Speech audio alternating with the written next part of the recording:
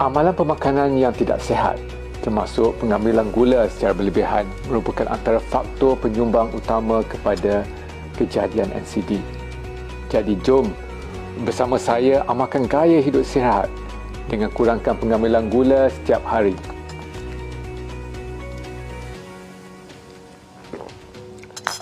Sebenarnya saya tidak mengambil gula dalam minuman kopi ataupun teh.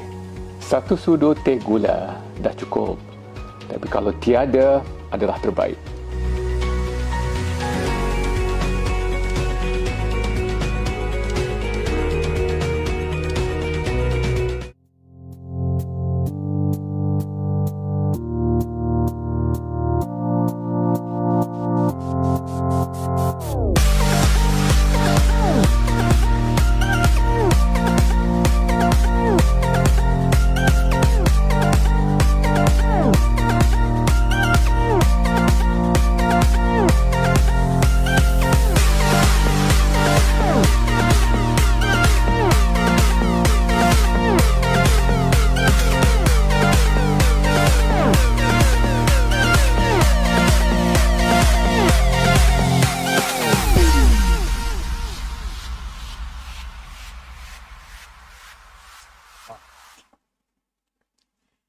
Assalamualaikum, salam sejahtera dan salam Malaysia Madani kepada semua penonton sesi podcast sambutan Hari Diabetes Mellitus, kesejahteraan hidup khususnya di tempat kerja. Untuk makluman penonton semua sekalian, kita sedang bersiaran langsung di platform aplikasi Facebook pada hari ini. Okey, untuk pengetahuan tuan-tuan dan puan-puan, apa yang menarik tentang sesi podcast kita pada hari ini kita akan lontarkan atau kita akan bagi kuis secara dalam jumlah 10. Kita ada 10 kuis secara percuma kepada anda, di mana anda berpeluang untuk membawa pulang voucher bernilai RM100. Jadi jangan lepaskan peluang ini. Sama-sama dan ramai-ramaikan lagi kita punya Facebook ni yang ada baru 34 penonton ya. Jadi kita ada 10 untuk pengetahuan penonton lah, kita ada 10 soalan secara live yang kita akan bagi kepada anda. Dan setiap satu soalan tu saya ulangi lagi berjumlah RM100 untuk dimenangi ya. Okey, mari kita ramai-ramaikan lagi live ni ya. Cuma untuk kuis tersebut kita ada syarat-syarat tertentu lah, yang mana kuis ni wajib untuk anda berada di Labuan khususnya, sebab kita akan sampaikan hadiah secara fizikal di Jabatan Kesihatan Wilayah Persekutuan Labuan pada 27 November nanti. Okey, jadi untuk memulakan kita punya kuis tu juga nanti saya akan kongsikan kepada anda nombor talian lah. Tapi jangan call dulu Jangan call dulu, tunggu dulu sehingga kita bagi kuis tersebut lah. Talian yang saya akan kongsikan ini adalah 011 219 63031. Okey, dan syarat-syarat untuk anda membuat panggilan ini, anda mestilah membuat panggilan secara yang paling cepat lah, baru kita boleh angkat talian anda. Okey, tapi tunggu dulu, jangan call dulu sebab nanti kita akan pergi kepada sesi kuis yang mana nanti kita akan start lagi lah. Okey, sebelum kita mulakan kepada kita punya sesi perkongsian pada hari ini, suka saya ingin kongsikan kepada anda, live podcast kita ini adalah sempena dengan sambutan Hari Diabetes Mellitus. Jadi saya kongsikan juga fakta-fakta kepada anda semua. Tema Diabetes Mellitus ini sebenarnya adalah bertemakan kesejahteraan hidup khususnya di tempat kerja. Jadi tema ini sebenarnya membawa mesej yang sangat penting, bukan sahaja mesej yang bukan saja tentang penyakit semata-mata tuan-tuan dan puan-puan kepada audiens di luar sana, tapi dia juga tentang bagaimana diabetes ini mampu memberikan kesan secara langsung kepada kita punya kualiti hidup, terutamanya atau khususnya dalam persekitaran kerja kita.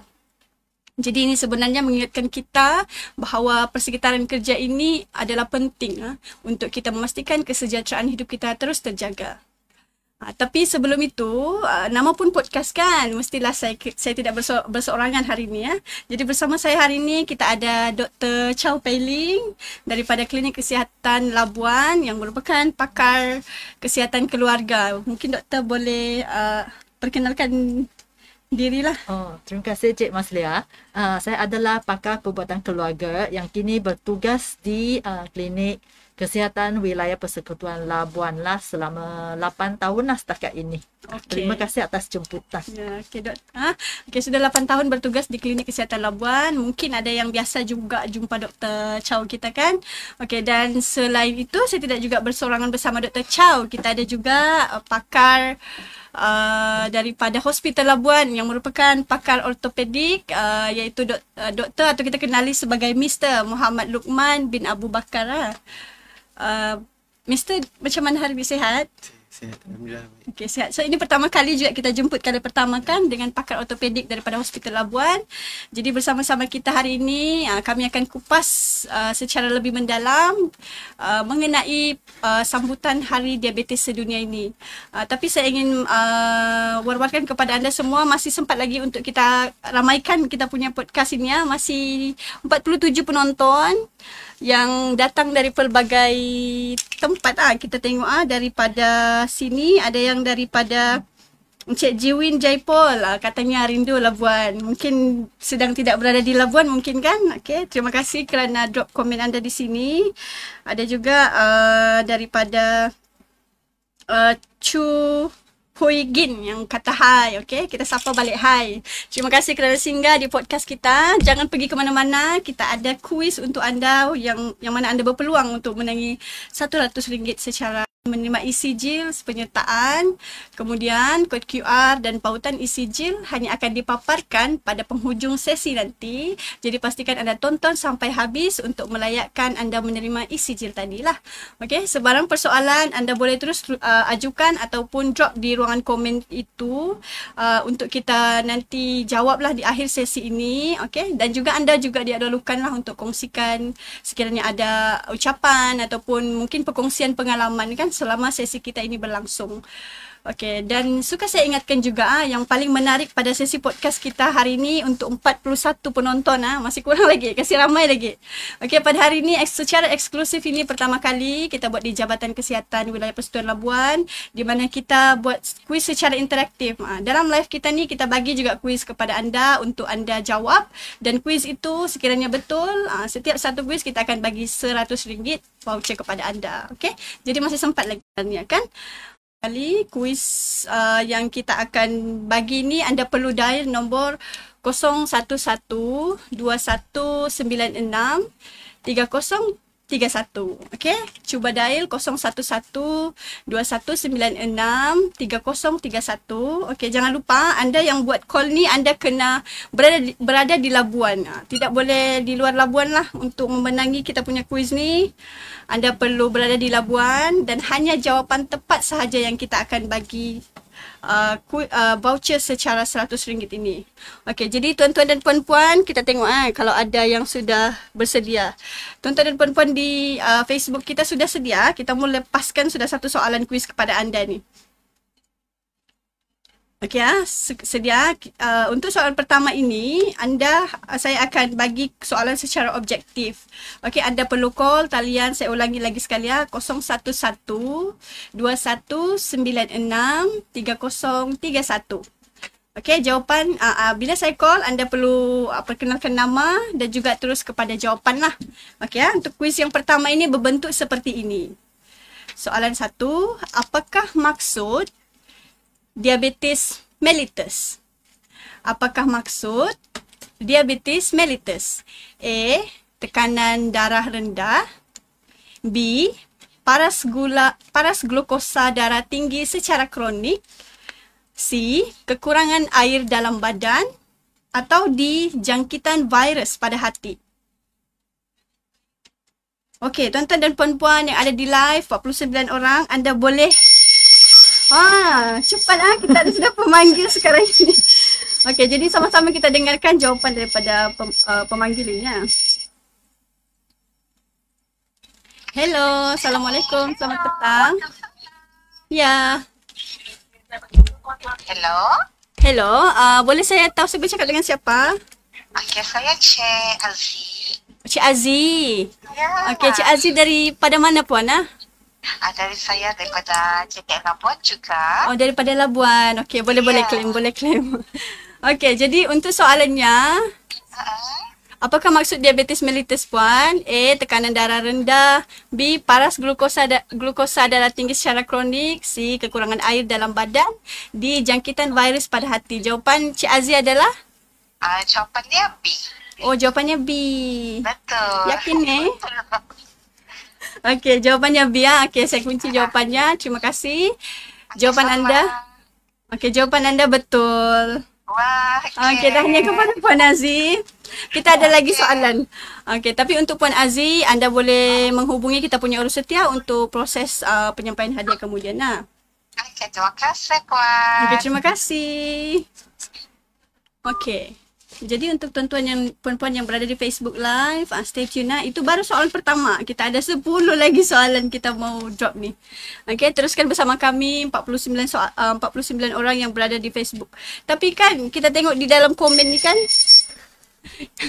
ada sudah buat panggilan lagi. Padahal kita belum drop soalan kedua lagi. Okey, kejap ah. Untuk penonton, sekali lagi saya bagi tahu arahannya. Kita punya jawapan ni hanya diterima melalui panggilan call saja. Kalau kamu jawab di dalam ruangan komen, kita tidak akan anggap itu kita tidak anggap jawapan kamu tu diiktiraf sebagai menang lah, tidak ya. Kamu kena call talian yang kita kongsi dan juga bagi jawapan, baru kita akan tengoklah sama ada jawapan betul atau tidak, dan anda akan tercalon sebagai B. Kortisol, C. Insulin, dan D. Melatonin. Okey, puan-puan betul. Okey, tahniah kepada Puan Hartini. Okey, tahniah. Puan Hartini baru saja memenangi RM100 voucher. Puan boleh menghubungi kita punya urus setia lah kemudian untuk proses klaim hadiah. Okey, terima kasih Puan. Okey, jumpa lagi. Okey, untuk tuan-tuan dan puan-puan yang masih lagi berada di live, ramaikan lagi kita punya Facebook live ini ya. Sebab baru 2 yang dilepaskan kuis. Soal jawapan dengan betul kan. Tapi secara amnya yang diabetes mellitus ini dia adalah satu penyakit kronik lah, metabolik kronik. Di mana paras gula seseorang itu dalam darah tu dia meningkat lebih tinggi berbanding dengan daripada normal. Biasanya kalau orang normal tanpa diabetes, sepatutnya gula semasa dia puasa, biasanya julatnya di antara 3.9 hingga 5.6 milimol per liter. Kalau kita cek dengan mesin kan, tak sepatutnya lebih daripada 5.6 lah. Kalau lebih 5.6 semasa anda berpuasa selama dah 8 hingga 10 jam, kalau lebih daripada paras itu, kemungkinan besar anda mungkin ada diabetes lah.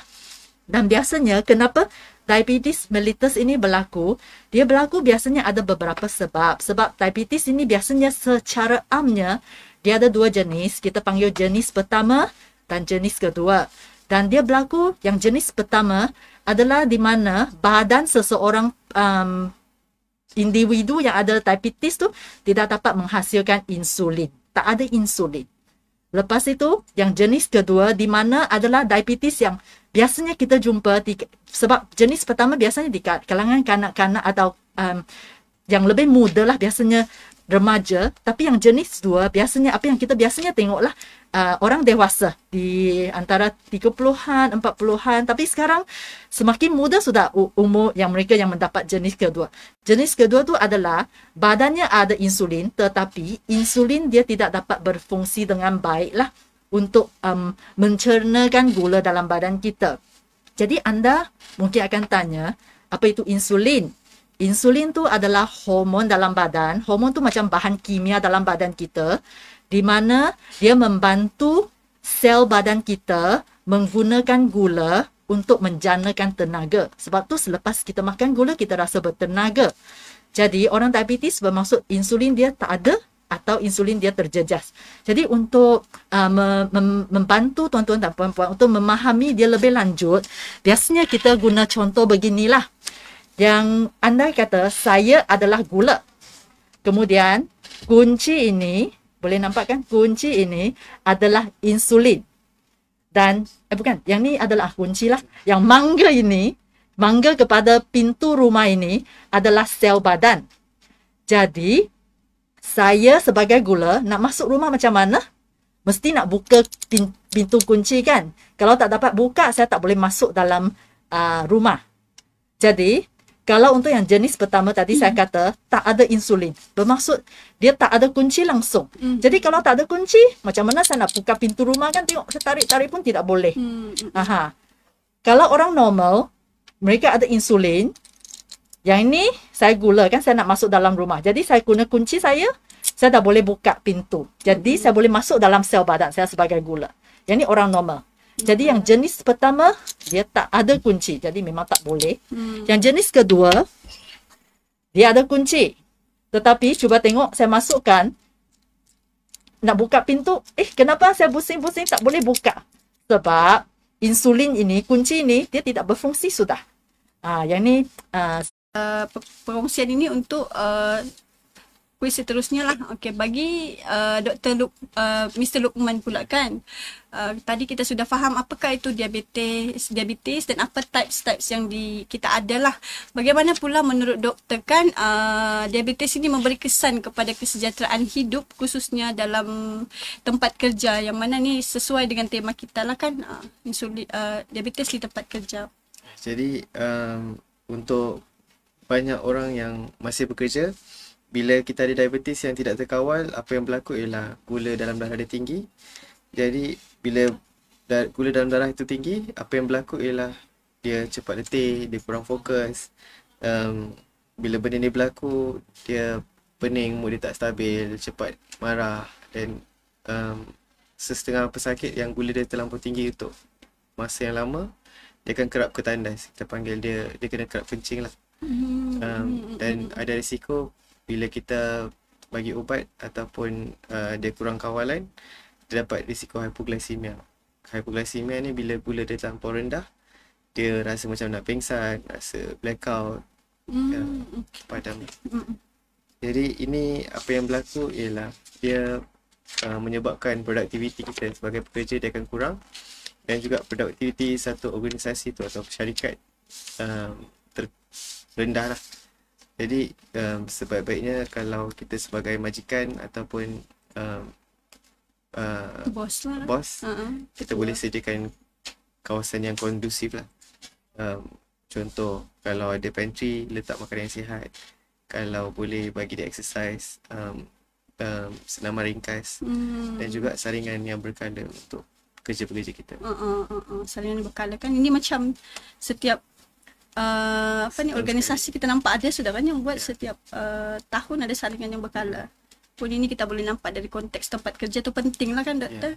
Penanganan diabetes ni sebenarnya kalau kita sebagai majikan menyediakan tempat kondusif dan saringan-saringan yang berkala, mungkin dapat menangani benda ini lebih awal kan, lebih kerap kan, daripada lebih teruk lagi ya. Okey, jadi daripada pengenalan dari apa tu diabetes dan juga macam mana kita boleh nampak impak kepada tempat kerja terhadap individu pada tempat kerja seseorang tu kan, sebenarnya kita dapat lihatlah sebenarnya diabetes ni memberikan kesan kepada seorang individu di tempat kerja itu sendiri. Tapi macam mana pula Dr. Chow, kita tengok kepada trend statistik dia ataupun di Malaysia tu sendiri, macam mana trend statistik di negara kita ini dan juga kesedaran masyarakat terhadap diabetes ini sendiri, Dok? Okey, terima kasih. Kalau mengikut kajian yang terkini, sebenarnya Malaysia adalah mereka tak tahu mereka ada diabetes. Sebab kalau peringkat awal, diabetes memang tak ada gejala. Memang kena buat saringan baru tahu. Jadi daripada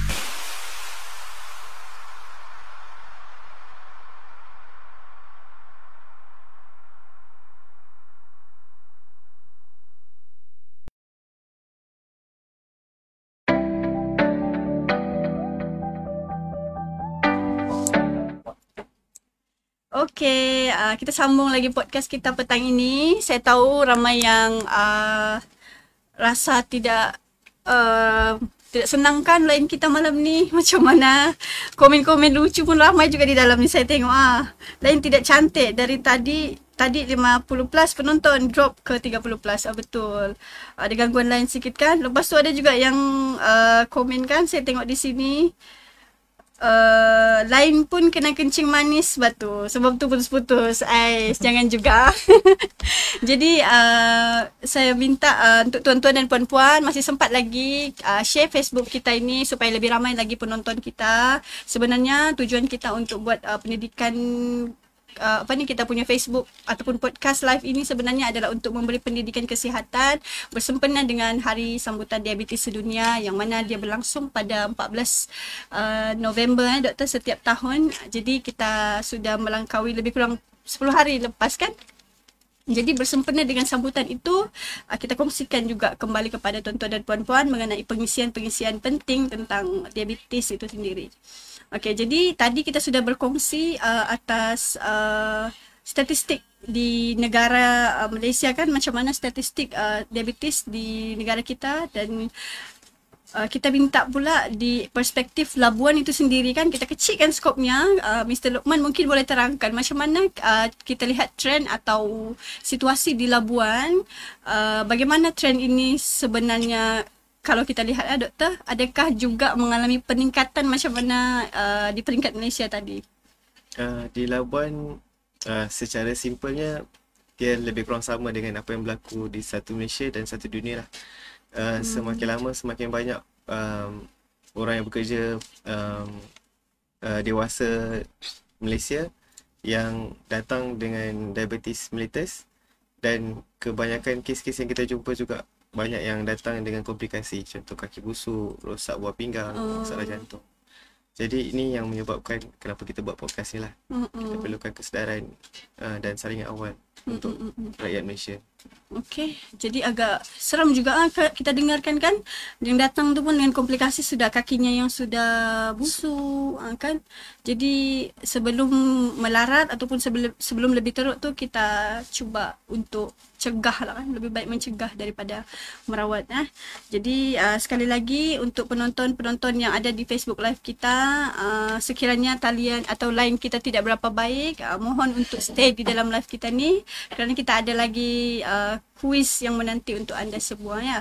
Okey, baik doktor, kalau kita sudah berkongsi pasal statistik kan, mungkin kita juga perlu tahulah macam mana cabaran dalam menangani kita punya diabetes hari ini. Kenapa susah untuk kita cegah diabetes tu kan doktor? Khususnya kepada individu lah. Dr. Chow mungkin boleh kongsikan kepada penonton. Saya rasa soalan ni sangat penting lah dan soalan yang baik. Kenapa diabetes ini susah nak dicegah? Kebanyakan tu adalah disebabkan gaya hidup yang moden lah. Apa maksud gaya hidup moden? Sebab kalau berbanding dengan ibu bapa dan generasi nenek kan, kita dah tak pergi tanam padi ke apa kan. Jadi masalah kita adalah sekarang kita kurang bergerak. Berbanding dengan generasi nenek dengan ibu bapa yang awal-awal pagi kena pergi ladang getah untuk buat kerja. Lepas tu daripada kalau tuan-tuan dan puan boleh tanyalah, kalau ikut dulu ibu bapa kita akan cuci baju sendiri kan. Sekarang siapa cuci baju sendiri lagi kan? Kita guna mesin saja, tong saja. Jadi kurang bergerak lah kan. Untuk pengetahuan tuan-tuan dan puan, kalau kita bergerak, sebenarnya otot kita lebih aktif untuk menyerap gula, untuk menggunakan gula. Jadi akan kurangkan gula juga, itu amat penting. Dan satu lagi adalah waktu kerja yang panjang. Jadi selalu matahari belum terbit kita dah pergi kerja. Lepas tu matahari terbenam baru kita balik kerja. Jadi nak exercise pun mungkin tak ada masa sangat lah. Jadi waktu lepas tu satu lagi adalah kalau ikut sekarang pemakanan lah. Sebab kan sekarang kebanyakan makanan adalah yang tinggi gula, tinggi lemak, mungkin yang yalah fast food. Lepas tu kalau kita telefon saja terus dah ada Grab kan datang untuk macam kita senang lah dapat lebih mudah. Lepas tu biasanya makanan yang tinggi gula dan lemak tu yang memang orang suka. Sebab dia akan tertagih dengan yang benda-benda begini. konsep Lepas tu, makanan tu sendiri kan. lepas makan kita akan fikir-fikir lagi nak makan, mau lagi macam ketagihan sikit lah. Khususnya manis. Betul. Identik dengan diabetes.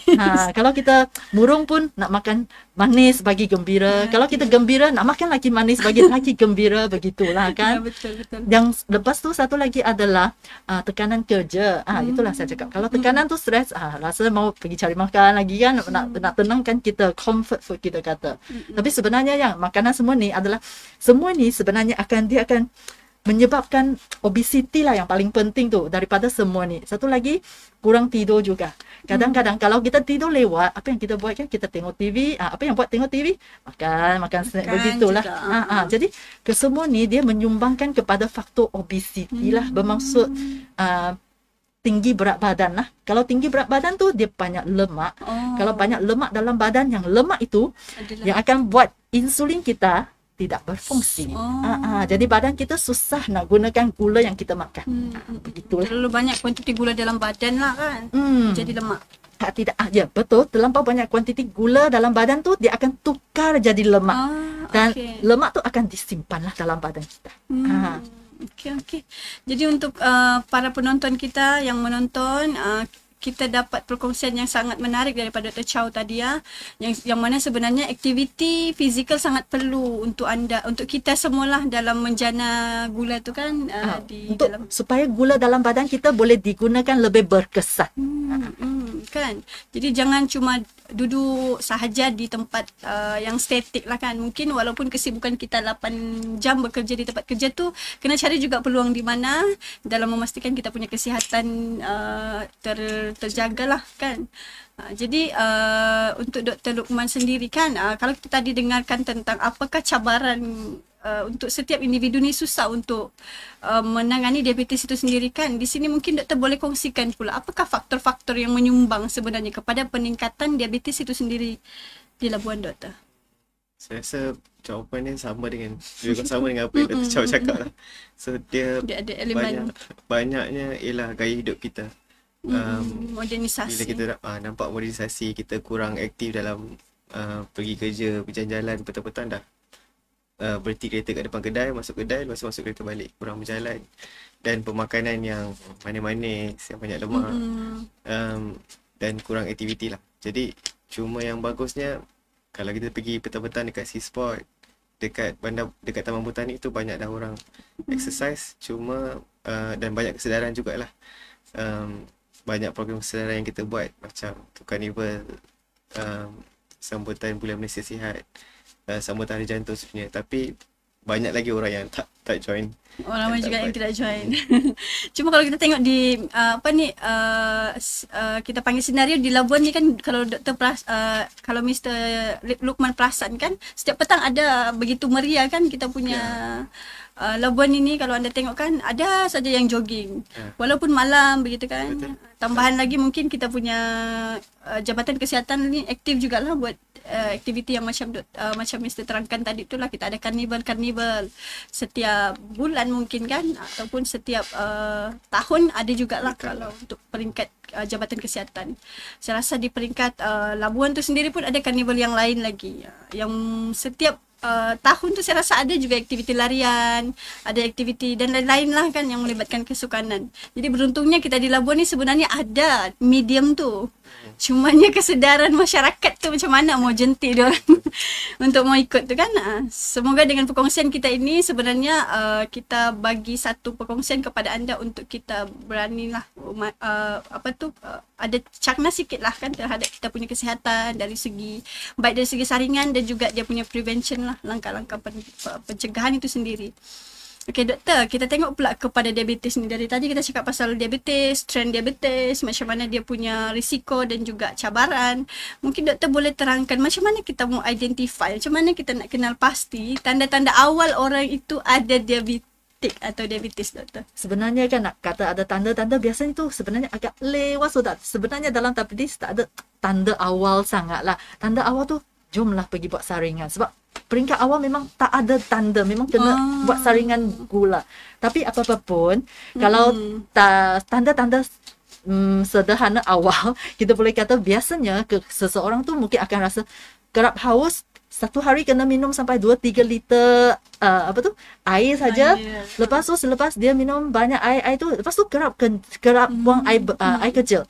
Mungkin dalam setiap jam kena pergi tandas. Lepas tu malam nak tidur pun tak lena. Mungkin bangun 5-6 kali satu malam tak payah tidur, asyik pergi tandas saja.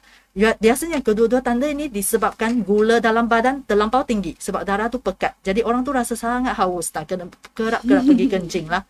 Kemudian kadang-kadang setengah orang dia akan rasa cepat lapar.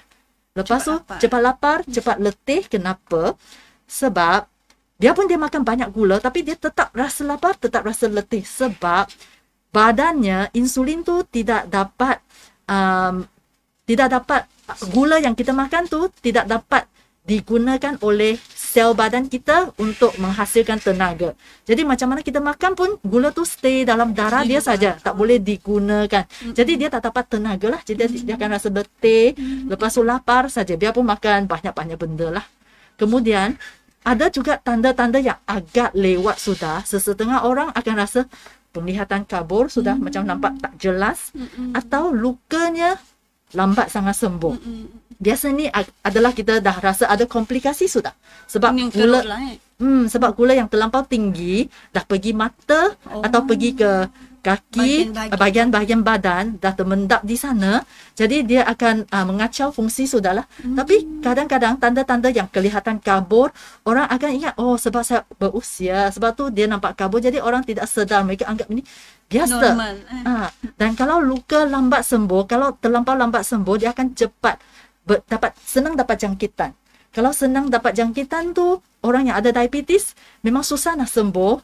Dan kalau ada dapat jangkitan, biasanya sebab kuman memang suka gula dekat sana. Jadi luka tu tak dapat sembuh. Kalau terlampau teruk, memang kena jumpa Mr. Luqman sudahlah untuk merawati gula. Tapi itu merawati luka tu. Tapi itu memang peringkat agak lewat. Kita tak nak sampai peringkat begitulah.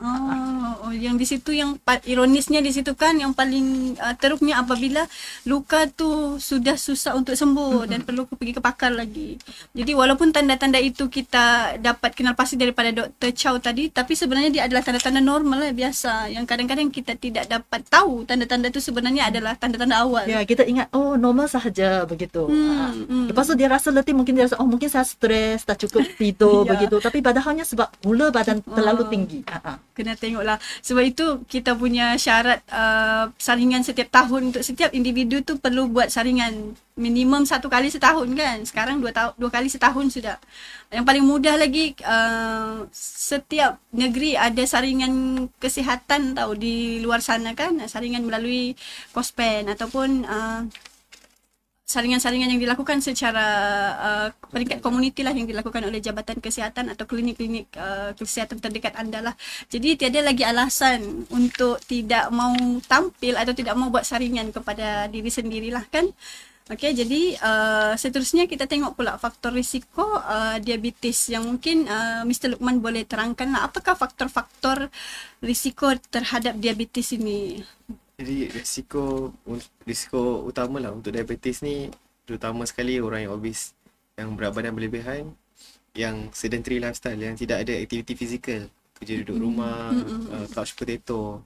Lepas tu family history, sejarah keluarga yang mempunyai diabetes mellitus, pemakanan yang tak sihat. Dia makan banyak fast food, banyak gula, banyak lemak. Lepas tu semakin kita berusia, semakin ada risiko yang lebih tinggi lah. Dan tekanan kerja, tekanan hidup, kurang tidur, dan especially untuk perempuan yang pernah ada masalah diabetes semasa kehamilan, itu ada risiko lebih sikit lah. Okey. Ini pun lebih kurang dengan kalau tadi tanda-tanda kan yang doktor tengok simptom-simptom awal, yang ini lebih kepada risiko lah.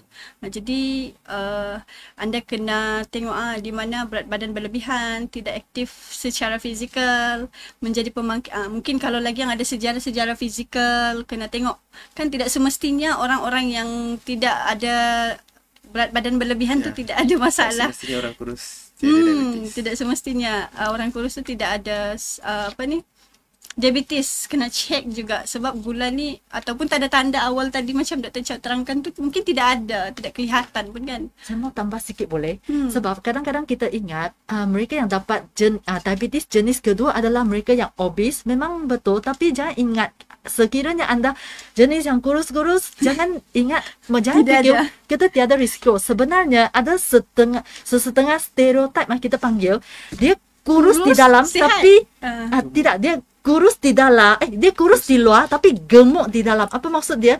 Macam orang tu dia nampak dia kurus tapi sebenarnya badan dalam tu ada banyak lemak tau. Yang lemak tu yang buat diabetes. Jadi kalau mereka yang kurus pun, kalau ada faktor risiko yang lain, misal kata usia lebih 35 tahun, 40 tahun ke atas pun, saya sarankan anda buat saringan diabetes lah. Jadi kekurusan itu bukan sesuatu yang immunity untuk kamu tidak dapat daripada tak buat saringan tak dapat diabetes, tidak lah. Tiada lesen kata orang kurus pun tiada masalah diabetes. Semua wajib. Hari ni tiada lagi alasan untuk kata orang kurus tu ideal kan. Diabetes. Selalu orang kata orang kurus tu ideal, tiada masalah kesihatan. Tidak lagi begitu hari ni sebab moden. Sikit lah. Saya rasa yang Dr. Chow cakap tadi tu ialah visceral fat. Visceral fat ni kita tak nampak kat luar. Luar dia kurus. Sebenarnya dalam badan, antara jantung, paru-paru, perut dia, dalam tu ada banyak lemak. Ada banyak Itu lemak. memang bahaya. Yang itu pun Itu mungkin kita tak nampak dengan mata kasar lah. pun adalah kadang-kadang kes yang mungkin Mr. Luqman tengok juga di sana di Labuan. Yang daripada research lah, daripada kajian. Okey. Jadi kita perlu kena alert lah ya dengan kita punya kesihatan. Jadi adalah penting juga untuk kita semua pastikan daripada awal tadi perkongsian macam mana diabetes tu terbentuk, macam mana dia punya definisi yang kita fahamkan, ada di mana keadaan kita tidak ada ketidakfungsian dalam kita punya kandungan, di mana kita punya mungkin ada dua type lah, di mana ada insulin yang tidak berfungsi mungkin, ataupun insulin berfungsi tapi ada kegagalan terhadap satu-satu kefungsian di sana juga. Dan faktor-faktor risiko yang perlu anda tengok kan, sekiranya ada mempunyai gejala ataupun sejarah-sejarah yang tinggi, kena tengok juga. Dan walaupun anda mungkin tidak ada sejarah kekeluargaan yang daripada kalangan diabetes ini sendiri, mungkin anda juga ada risiko-risiko kan, macam lifestyle, pemakanan, dan juga gaya hidup kan, dan tidak ada aktiviti-aktiviti fizikal, itu juga sebenarnya satu pemangkin jugalah. Jadi kita semua perlu sedar jugalah bahawa semua orang itu mungkin ada kecenderungan, macam mana yang kita tengok tadi daripada statistik itu kan, 1/5 ada kan. Dan lagi-lagi orang kurus dia semestinya tidak ada. Kena tahu itulah. Sebab itu pendidikan kesihatan kita ini bersempena dengan sambutan diabetes ni sebenarnya menekankan tentang semua orang itu perlu buat saringan lah, baik di klinik ataupun di luar sana. Okey, jadi saya sekali lagi ingin ingatkan kita punya podcast pada hari ini secara eksklusif kita ada kuis untuk tuan-tuan dan puan-puan. Okey, jadi sebelum kita memulakan kuis kita sekejap lagi. Okey, saya tahu tuan-tuan dan puan-puan sudah ready dengan telefon masing-masing ni. Masih ada lagi 58 penonton di sini. Belum cukup ramai lagi sebenarnya ni. Walaupun ada kuis tapi penonton kita tidak cukup 100 ya. Mungkin boleh ramaikan lagi, masih sempat lagi sebab kita masih di pertengahan sesi podcast kita pada hari ini. Okey, sekali lagi sebelum kita buat sebelum kita pergi ke iklan, sebelum ini saya ingin ingatkan bahawa syarat untuk anda mengikuti kuis ini, anda mestilah berada di Labuan, sebab kita akan bagi penyampaian hadiah secara fizikal lah di Labuan nanti, di mana kita akan buat di Jabatan Kesihatan. Dan untuk pemanggil yang tercepat ini, yang mana akan dial nombor yang kita sudah pin di bawah tu, kita sudah pin di komen, yang mana nombornya adalah 01121963031. Anda mesti jawab secara tepat dan menjadi pemanggil yang tercepat, barulah anda boleh berupaya dapat voucher RM100 daripada kami hari ini. Jadi kita berhenti sekejap sementara ini, nanti kita akan kembali semula dengan soalan kuis. Okey, jangan ke mana-mana.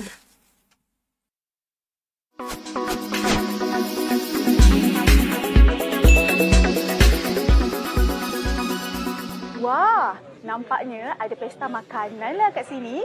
Semua nampak sedap. Tunggu dulu. Sedap memang sedap. Tapi manis ni boleh jadi masalah untuk kesihatan kita tau. Nak tahu lebih lanjut? Jom kita dengar dari panel kita yang cantik manis. Puan Siti Nur Safia binti Muhammad Yusof, nutritionist dari bahagian pemakanan KKM. Betul tu. Pengambilan gula yang berlebihan boleh membahayakan kesihatan. Sebenarnya, dapatan tinjauan NHMS 2023 menunjukkan 1 daripada 6 orang dewasa di Malaysia menghidap kencing manis ataupun diabetes dan lebih daripada separuh rakyat Malaysia dewasa adalah gemuk. Jadi, anda berada di dalam kategori yang mana? Normal, berlebihan berat badan ataupun obes? Apa tunggu lagi? Jom kira BMI masing-masing. Nampak semakin serius topik kita ni. Jadi, apakah sebenarnya gula dan bagaimana ia memberi kesan kepada tubuh kita? Gula merupakan karbohidrat ringkas yang membekalkan sumber tenaga segera yang mudah diserap oleh tubuh. Gula terdapat dalam sumber semula jadi seperti nasi, mi, roti, buah-buahan dalam bentuk fruktosa dan susu dalam bentuk laktosa. Selain terdapat dalam bentuk semula jadi, gula juga ditambah semasa penyediaan atau pemprosesan makanan seperti dalam minuman manis, kek dan makanan ringan. Walaupun gula dalam bentuk semula jadi adalah penting untuk tenaga, tapi kena ingat, pengambilan gula yang berlebihan boleh mengakibatkan pengambilan tenaga yang berlebihan. Tenaga yang berlebihan itu akan disimpan sebagai lemak di dalam badan dan ini akan menyebabkan peningkatan berat badan dan obesiti jika tidak digunakan. Obesiti dan berlebihan berat badan meningkatkan risiko mendapat pelbagai jenis penyakit tidak berjangkit seperti diabetes, hipertensi, sakit jantung dan beberapa jenis kanser. Selain itu, kajian turut menunjukkan pengambilan gula berlebihan boleh menjejaskan sistem imuniti badan kita. Karies gigi juga boleh berlaku akibat pengambilan gula secara tidak terkawal, terutamanya dalam kalangan kanak-kanak. Bila dah tahu kesannya, apa kata kita tengok pula berapa sebenarnya kandungan gula dalam makanan dan minuman yang kita suka sangat ambil.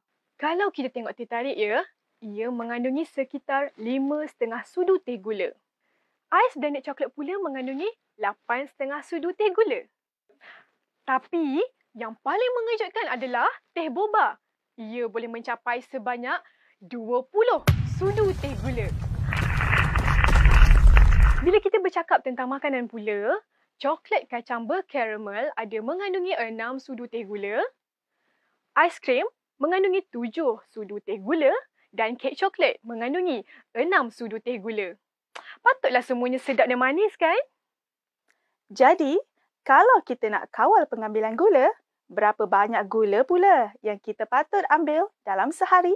Dan macam mana cara kita nak pilih produk makanan dan minuman yang sesuai? Pertubuhan Kesihatan Sedunia WHO menyarankan pengambilan gula adalah 10% daripada jumlah tenaga sehari dalam makanan dan minuman.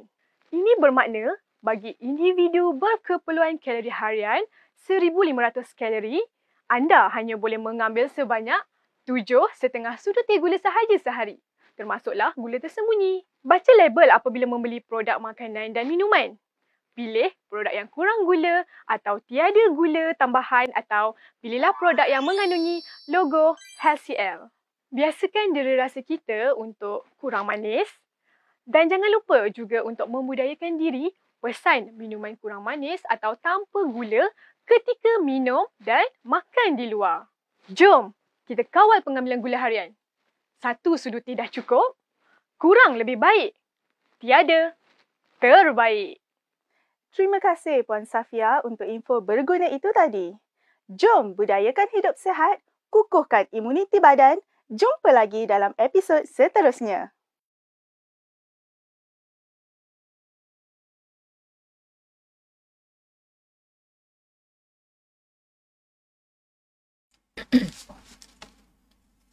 Okey, selamat petang kepada semua penonton kita. Kita masih lagi dalam live podcast bersempena dengan sambutan Hari Diabetes Sedunia, yang mana sesi podcast kita ini adalah bertemakan diabetes mellitus, kesejahteraan hidup khususnya di tempat kerja.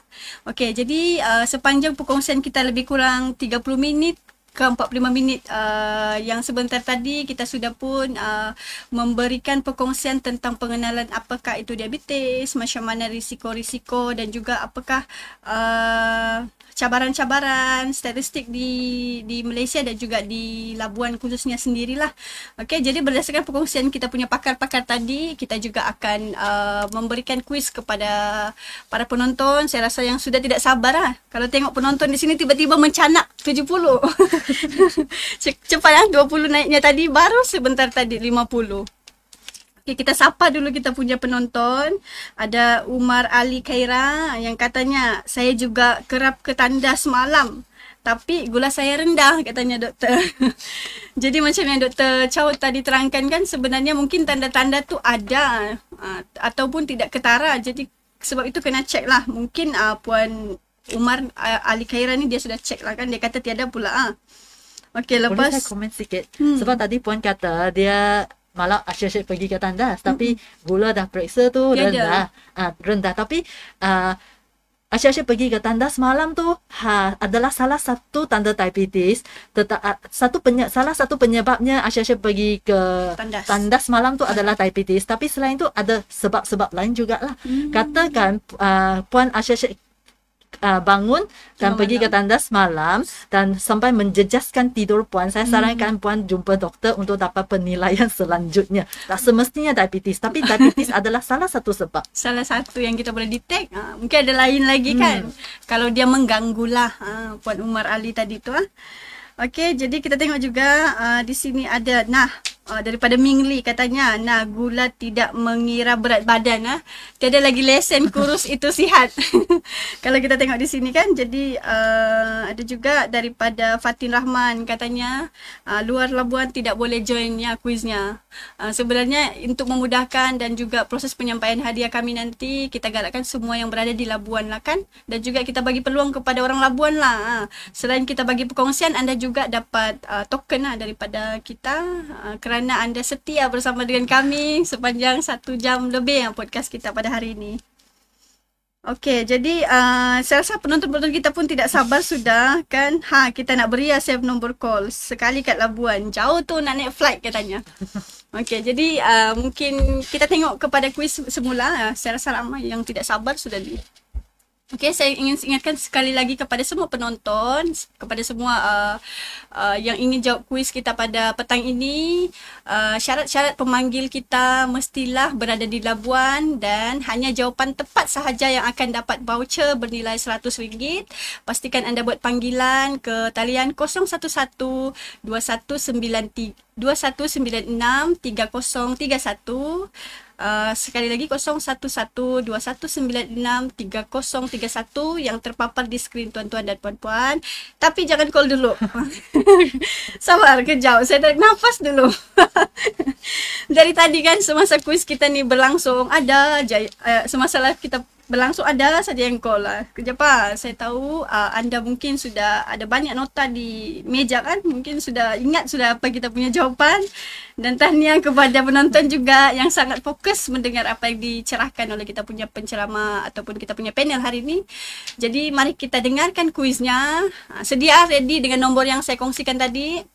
Okey, call secepatnya mungkin, hanya pemanggil yang tercepat saja boleh angkat, yang kita boleh angkat Dalam satu masa tu susah mau angkat kan, tapi kita cuba. Anda cuba, nasib anda. Okey, jadi soalan kuis kita yang ketiga berbunyi seperti ini. Okey, dengar Apakah faktor risiko diabetes yang biasa berlaku di tempat kerja? Apakah faktor risiko diabetes yang biasa berlaku di tempat kerja? A. Banyak bergerak sepanjang hari. B. Gaya hidup sedentari ataupun banyak duduk. C. Pengambilan air berlebihan. D. Bekerja di dalam bilik berhawa dingin. Ada sudah pemanggil. Ready sebenarnya kita angkat ya. Okey. Hello. Hello. Assalamualaikum. Selamat petang. Waalaikumsalam. Selamat. Ya, suaranya begitu. Excited ya Puan suaranya. Panggilan bertua kita hari ini. Waalaikumsalam. Selamat. Ya Puan. Okey, Puan nama apa Puan? Nama saya Nordiana, Puan Maslia. Nama saya Nordiana. Okey, Nordiana. Daripada mana Puan? Saya dari Ganggarak Permai, Puan. Okey, dari Genggarak Permai. Okey, boleh sasa di Labuan lah. Okey Puan. Jadi untuk soalan kuis ketiga ni, apakah faktor risiko diabetes yang biasa berlaku di tempat kerja? Jawapan Puan adalah? Jawapan dia ialah yang sedentary tu, Puan. Gaya hidup sedentary. Jawapannya A kah, B, C atau D Puan ya? Puan Diana?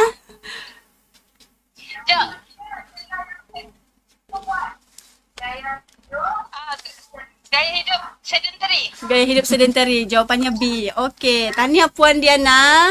Anda baru saja memenangi voucher bernilai RM100. Okey, tahniah. Jadi nanti hubungi kita punya urus setia untuk tujuan penyampaian hadiah kemudiannya. Terima kasih. Okey, sama-sama. Okey. Okey, untuk pengetahuan penonton kita ada banyak sangat call yang kita sedang terima. Okey, terima kasih Puan Diana. Okey, terlalu banyak call masuk tapi kita hanya boleh angkat satu saja dalam satu masa. Okey, jadi teruskan cuba nasib anda. Kita masih ada lagi baru 3 kuis, ada 7 lagi kuis. We try the best secepat yang boleh kita cuba buat. Ada lagi pemanggil tapi soalan belum dilepaskan.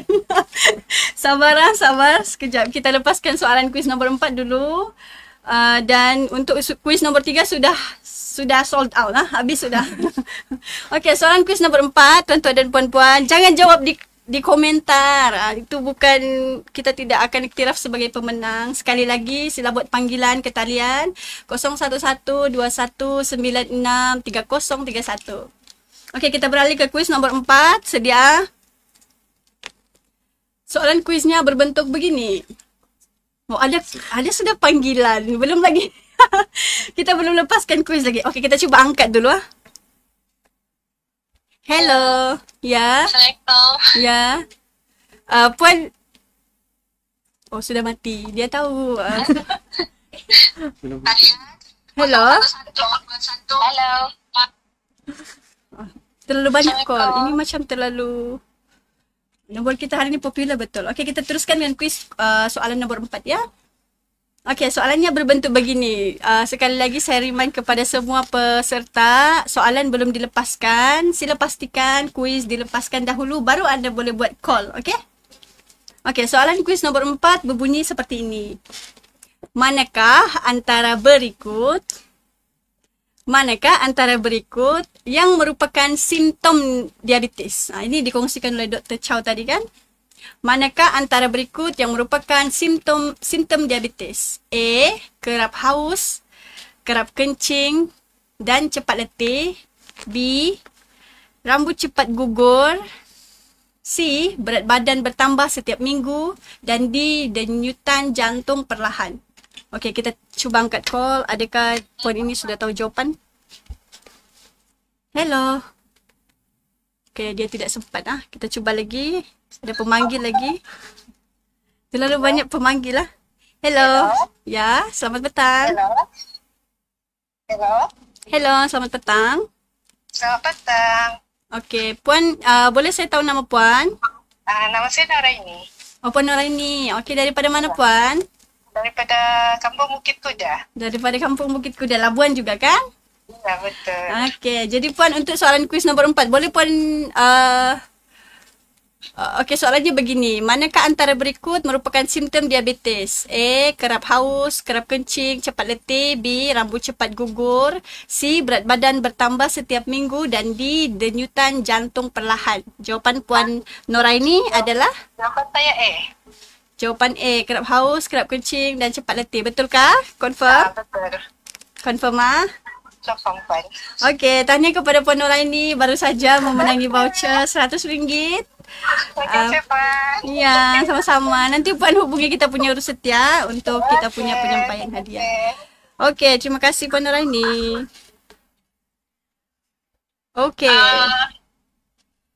Okay, tahniah kepada Puan Nuraini, Puan Nurdiana untuk soalan kuis 4 dan kuis 3 dan 4 tadi. Kita ada kuis lagi. Kita teruskan lagi dengan kuis kita. Okey, jangan berhenti berharap kepada semua penonton podcast kita.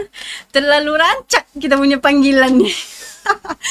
Terlalu rancak. Okey, kita tengok di sini pun masih juga rancak komen-komen dengan jawapan. Mungkin mau bantu kali pemanggil kan. Ketika pemanggil tu bagi jawapan, dia sudah bagi jawapan di komen. Okey, kita kita hormatilah kamu punya komitmen hari ini. Tapi kita teruskan dengan kuis lagi ya. Okey, untuk soalan kuis kelima ini, soalannya berbentuk seperti ini. Aktiviti fizikal di tempat kerja membantu untuk aktiviti fizikal di tempat kerja membantu mencegah diabetes kerana aktiviti fizikal di tempat kerja membantu mencegah diabetes kerana A. menambahkan stres, B. meningkatkan gula dalam darah, C. meningkatkan sensitiviti insulin dan D. mengurangkan produktiviti. Okey, kita ada pemanggil sudah. Kita jawab pemanggilnya. Hello, Assalamualaikum, selamat petang. Okey, panggilannya terlepas. Nasibnya tidak tidak baik. Okey, Assalamualaikum, selamat petang. Hello. Ya, siapa di talian? Rosalie. Oh, Rosalie. Okey, ya Puan Rosalie. Daripada mana Puan? Nasibnya tidak. Hello. Hello. Hello. Puan Rosalie boleh dengar? Boleh? Kalau tidak dengar, tidak ada nasib ni. Okey Puan. Puan Rosalie daripada mana? Daripada Sungai Berdaun. Okey, dari Sungai Berdaun, Labuana. Okey. Okey Puan, untuk soalan kuis 5, aktiviti fizikal di tempat kerja membantu mencegah diabetes kerana A. menambah stres, Dia ada sensitivity tadi tu. sensitivity. Okey, saya ulang semula. A. menambah stres, B. meningkatkan gula dalam darah, C. meningkatkan sensitivity insulin dan D. mengurangkan produktiviti. C. Okey, Puan Rosalie. Jawapan Puan betul. Okey. Tanya kepada Puan Rosalie, anda boleh tuntut hadiah anda nanti dengan urus setia ya. Terima kasih. Okey, sama. Okey, baiklah. Okey. Jadi untuk kuis kita baru saja lepaskan 5 kuis yang pertama, yang dimulai dengan 2 kuis yang pertama dan kita ada lagi 3 kuis yang kita baru saja bagi kepada tuan-tuan dan puan-puan. Tahniah kepada kelima-lima pemenang kuis daripada pemanggil yang berjaya ini kan. Walaupun sebenarnya kalau anda tuan-tuan dan puan-puan lihat ya, sebenarnya kita sangat menerima jumlah pemanggil yang banyak, yang ramai, tapi kita juga perlu angkat satu dalam satu-satu masalah kan. Jadi anda masih lagi boleh teruskan usaha, teruskan lagi anda punya luck lah. You can try your luck. Kemudian nanti ada 5 lagi soalan untuk kemudian. Okey, tapi apa yang kita akan kongsikan ini adalah berkait dengan perkongsian Dr. Chow dan juga Mr. Luqman hari ini. Okey, jadi nantikan nota anda, pastikan ada. Selain kita buat panggilan hari ini, anda juga perlu kena tulislah, kena ingatlah kan, sebab kita punya soalan ni adalah berdasarkan apa yang kita akan kongsikan pada hari ini. Okey, dan jangan lupa juga tuan-tuan dan puan-puan ataupun kita punya penonton, drop your comment lah, jatuhkan kamu punya komen ataupun perkongsian sekiranya ada yang berkaitan dengan kita punya topik hari ini, berkaitan dengan diabetes, kesejahteraan hidup khususnya di tempat kerja. Kan mana tahu ada yang ada soalan yang belum pernah terjawab, hari ini kita boleh jawablah bersama dengan pakar-pakar kita dari klinik dan juga daripada hospital. Okey doktor, kita kembali kepada Dr. Chow, yang mana mungkin doktor boleh kongsikan kepada pendengar-pendengar kita yang cukup ramai hari ini kan, untuk yang ingin mencegah diabetes ini, boleh tidak doktor kongsikan apakah langkah-langkah yang paling efektif untuk mencegah diabetes ini dalam kehidupan sehari-hari, doktor? Secara rumusannya memang terdapat 3 kategori lah, adalah diet, physical activity dan penjagaan berat badan unggul. Jadi kalau nak lebih detail adalah dari segi diet, tuan-tuan dan puan-puan digalakkan untuk kurangkan pengambilan gula dan makanan proses. Tapi mungkin anda akan tanya, adakah tak boleh makan gula langsung? Tidak. Yang paling anda dapat buat adalah, saya rasa, kurangkan pengambilan minuman bergula, termasuk minuman berkarbonat, minuman jus. Kadang-kadang ada pesakit dia rasa, itu jus buah-buahan dia berkhasiatkan ada vitamin. Tapi kalau anda nak dapat vitamin daripada buah-buahan, saya rasa lebih baik anda ambil buah-buah itu sendiri. Misal kata nak orange tu, makan biji orange itu daripada minum jus orange. Sebab dalam satu biji orange, lepas anda makan, anda dah rasa kenyang. Lepas tu dia ada serat-serat lagi. Daripada anda meminum jus orange yang dalam satu botol tu mungkin kandungan gulanya bersamaan dengan 5 biji orange. Jadi secara tidak langsung anda dalam mengambil gula berlebihan lah. Kemudian banyakkan sayur dan buah-buahan. Seperti yang saya kata, sayur dan buah-buahan yang segar. Kalau buah-buahan misal kata pisang, memang pisang, bukan keripik pisang. Buah-buahan yang kita boleh nampak bentuk asalnya. Yang belum diproses. Betul. Lepas itu, pilih biji penuh. Seperti katakan anda nak makan roti, mungkin daripada roti putih, mungkin anda boleh mempertimbangkan makan roti gandum yang ada biji lah, supaya anda rasa lebih kenyang dan secara tidak langsung akan kurangkan pengambilan yang berlebihan lah. Berbanding kalau roti putih, mungkin anda akan makan sampai 3-4 keping daripada kalau satu roti bijirin gandum mungkin anda dah rasa kenyang. Kemudian penjagaan berat badan, seboleh-bolehnya anda cuba mengekalkan BMI anda dalam jisim unggul lah, BMI kita. BMI yang optimal. Betul. Kemudian satu lagi aktiviti fizikal adalah seperti yang saya kata, kalau kita bersukan, beraktiviti, otot kita akan dapat lebih menyerap dan menggunakan gula sebab insulin jadi lebih sensitif. Jadi untuk dapat kurangkan baras gula. Dan apakah yang anda perlu buat? Anda disarankan seboleh-bolehnya melakukan aktiviti fizikal 30 minit sehari selama 5 hari seminggu. Jadi jumlahnya lebih kurang 150 minit dalam seminggu lah.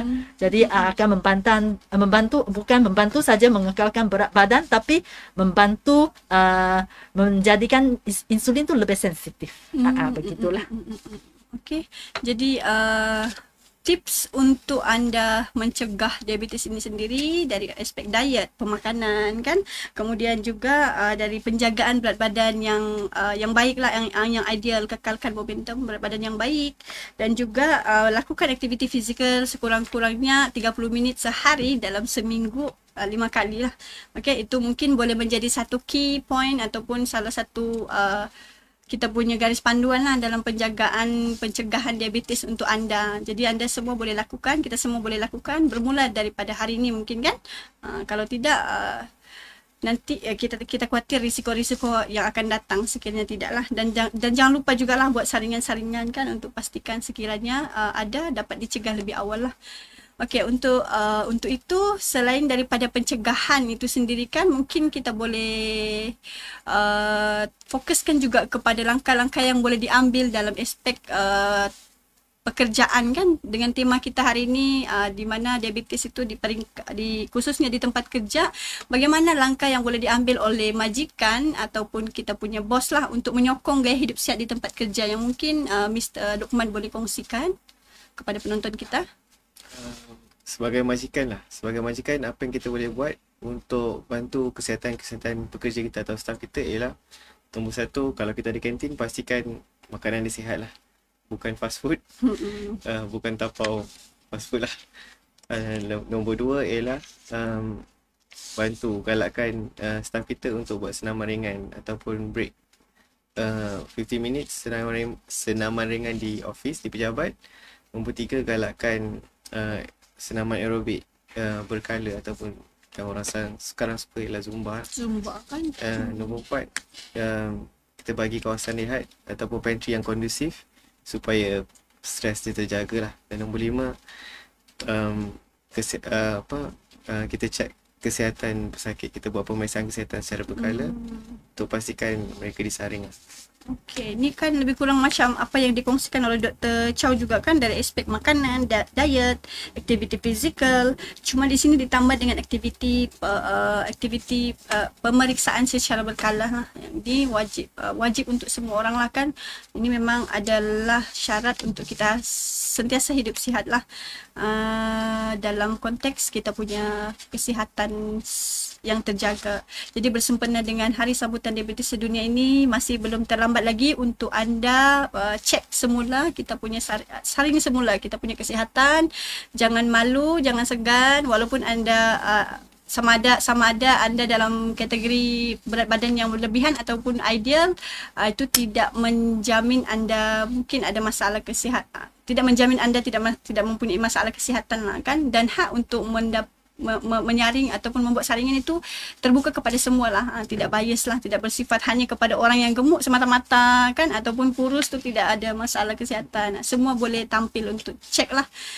Jadi kita masih juga lagi menggalakkan penonton untuk bagi komen ataupun soalan yang mungkin berkaitan sebelum kita berakhir pada segmen kita punya slot nantilah kan. Manalah tahu ada yang mungkin ada soalan-soalan yang berkaitan yang mungkin tidak pernah ditanyakan kan, tidak pernah jumpa doktor kan. Di sini peluangnya lah, kita ada pakar-pakar daripada klinik kesihatan, Dr. Chow, dan juga kita ada Mr. Luqman daripada Hospital Labuan yang menangani kes-kes diabetes di peringkat klinik dan juga peringkat Hospital Labuan lah. Okey, jadi kita ada dengar lah, kalau kita cakap pasal diabetes, mana-mana penyakit ni mesti ada dia punya mitos ataupun pandangan-pandangan yang salah kan, segmen ataupun pandangan yang salah lah terhadap satu-satu penyakit itu. Untuk mitos yang kita pernah dengar tentang diabetes ini, diabetes hanya berlaku disebabkan makan gula. Adakah benda ini betul, Dr. Chow? Okey. Adakah ini mitos atau fakta kan? Kalau mitos? Saya cakap kenyataan ini adalah mita, bolehkah? Bermaksudnya gabungan separuh mitos, separuh fakta. Bermaksud diabetes ini disebabkan oleh pemakanan gula. Bagi saya dia separuh betul, separuh salah. Separuh mitos, separuh fakta. Apa yang saya nak tekankan adalah diabetes hanya disebabkan makan gula yang berlebihan. Sebab kalau gula semua orang pun makan saja. Cuma perbezaan adalah adakah anda ambil mengikut kuantiti yang disarankan atau anda mengambil secara berlebihan.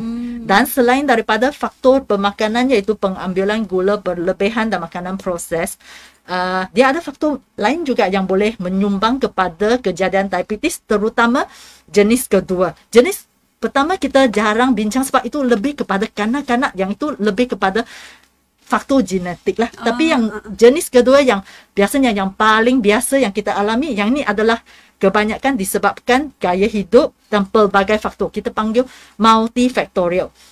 Faktor pelbagai. Iaitu selain daripada pengambilan gula yang berlebihan, diet, ia juga boleh disebabkan oleh faktor genetik juga. Sebab kalau anda ada sejarah keturunan yang mempunyai ibu bapa yang ada masalah, adik-beradik yang ada masalah kencing manis, faktor genetik. Lepas tu seperti yang kita balik-balik sebutlah, gaya hidup dan berat badan dan kefungsian insulin dalam badan anda. Jadi gabungan semua faktor ini akan sama-sama menyumbang sama ada seseorang itu akan berkecenderungan untuk mendapat diabetes jenis kedua ke tidak lah. Jadi dia bukan hanya saja makan gula terus diabetes, tidak. Tak semudah begitu. Tak semudah itu. Jadi bukan tu saya kata mitos dan fakta. Separuh mitos, separuh fakta. Mita. Pertama kali saya dengar perkataannya. Okey, jadi intinya keywords dia adalah memang faktornya adalah gula, tapi ada juga faktor benar, ada juga faktor lain lah kan, faktor genetik, gaya hidup dan lain-lain seperti yang dikongsikan oleh Dr. Chow tadi. Okey, untuk mitos yang kedua mungkin kita biasa dengar, baru kita kongsikan tadi kan, Mr. Luqman kan, orang kurus tidak boleh kena diabetes. Ini dari tadi kita kongsikan. Macam mana pendapat Mr. Luqman? Adakah mitos ataupun Jadi yang ni saya rasa jawapannya semua orang dah tahulah.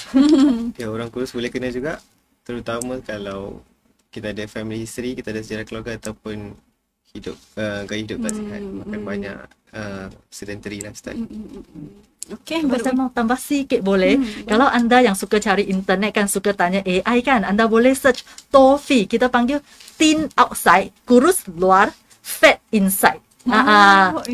Gemuk dalam. TOFI, ini panggil TOFI lah. TOFI. Okey, ini yang dikongsikan oleh Mr. Luqman tadi kan, yang mana kalau kadang-kadang itu yang teruk lah, yang some cases yang dilihatkan, yang mana mengikut research tadi itulah, kadang-kadang orang kurus tu pun boleh juga berlaku begitu.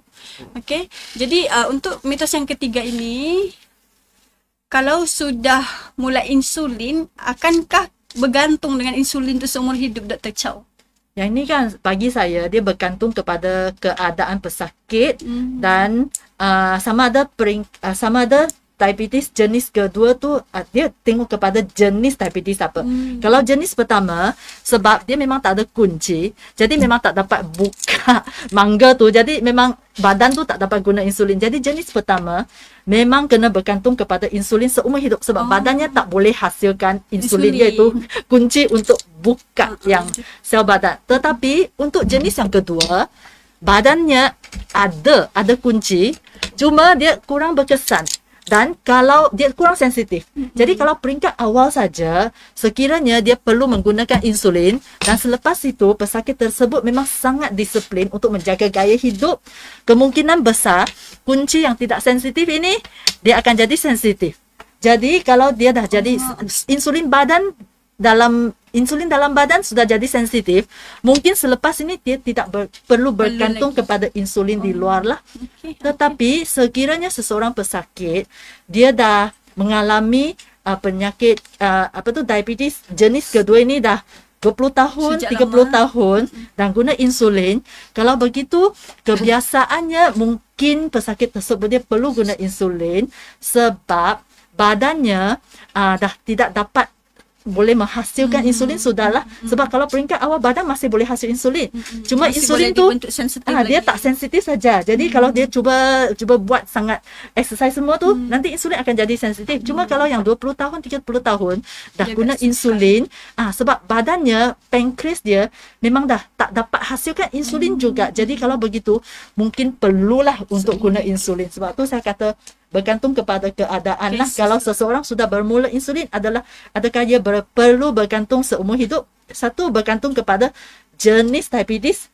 Kedua, bergantung kepada berapa lama seseorang pesakit. Kalau sekiranya dia adalah diabetes jenis kedua, berapa lama seseorang pesakit itu mengalami penyakit diabetes dan bagaimana disiplinnya untuk jaga gaya hidupnya.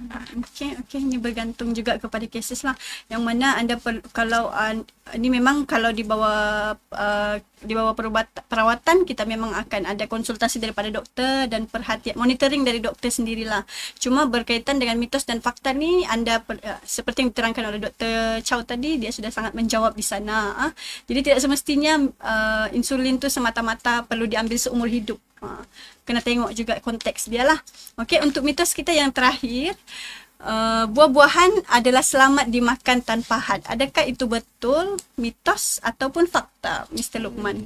Saya rasa tu mitos lah. Sebab buah dia ada gula dalam dia, tapi ada setengah buah dia ada gula yang tinggi. Jadi untuk setengah pesakit diabetes tak boleh makan banyak lah. Contoh durian, kalau makan satu, gula naik tinggi. Jadi sensitif juga lah. Jadi kena berpada-pada lah. Okey, tidak semestinya buah-buahan itu boleh diambil unlimited gitu kan, tanpa had. Dia mesti juga ada juga kandungan buah yang sangat tinggi gulanya dan perlu dihadkan lah, khususnya untuk penghidap diabetes kan, yang sensitif dengan kandungan gula. Okey, jadi mitos-mitos tadi tu sebenarnya perlu kita sudah dapat jawapan lah, dan harapnya untuk yang mungkin ada pertanyaan ataupun soalan yang mana drop di komen tu, anda boleh teruskan lagi dengan komen anda. Kita akan bacakan pada akhir kita punya sesi podcast ini. Okey, sebelum kita beralih kepada kita punya sesi quiz. Okay, pastikan anda, sekali lagi saya ingatkan, mestilah berada di Labuan. Kemudian anda juga perlu untuk mendial talian yang tertera nanti di skrin yang mana kita akan kongsikan, dan hanya jawapan yang tercepat dan terpantas sahaja yang akan boleh untuk membuat panggilan pada satu-satu masa. Jadi kita punya kesesakan trafik panggilan hari ini cukup begitu ramai kan. Okey, bersama 55 penonton kita hari ini. Okey. Kita masih lagi kekalkan lah. Okay. Sebelum kita mulakan, kita jatuhkan kita punya kuis ini. Untuk tuan-tuan dan puan-puan, silakan kekal di talian. Kekal di podcast kita ini sebelum kita drop.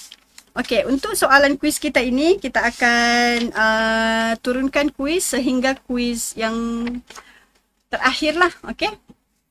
Dan selepas kuis ini juga kita akan menjawab mana-mana soalan tuan-tuan dan puan-puan yang sudah anda turunkan pada komen kita inilah. Okey, untuk semua penonton, 60 penonton di Facebook podcast kita secara langsung ini, anda sudah bersedia? Okey, kalau bersedia kita akan mulakan dengan kuis yang ke-6. Okey, sekali lagi talian yang anda boleh panggil atau anda boleh capai 011-2196-3031. Okey, 011-2196-3031. Okey, kita sudah ada panggilan padahal soalan kuis belum dibagi lagi. Okey, jadi untuk soalan kuis yang ke-6. Bacaan gula puasa normal bagi orang dewasa ialah A. 1 hingga 2 milimol per liter. A. 1 hingga 2 milimol per liter. B. 3.9 sehingga 5.6 milimol per liter. C. 7 hingga 9 milimol per liter. Dan D. 10 hingga 12 milimol per liter. Okay, kita angkat jawapan daripada penonton kita.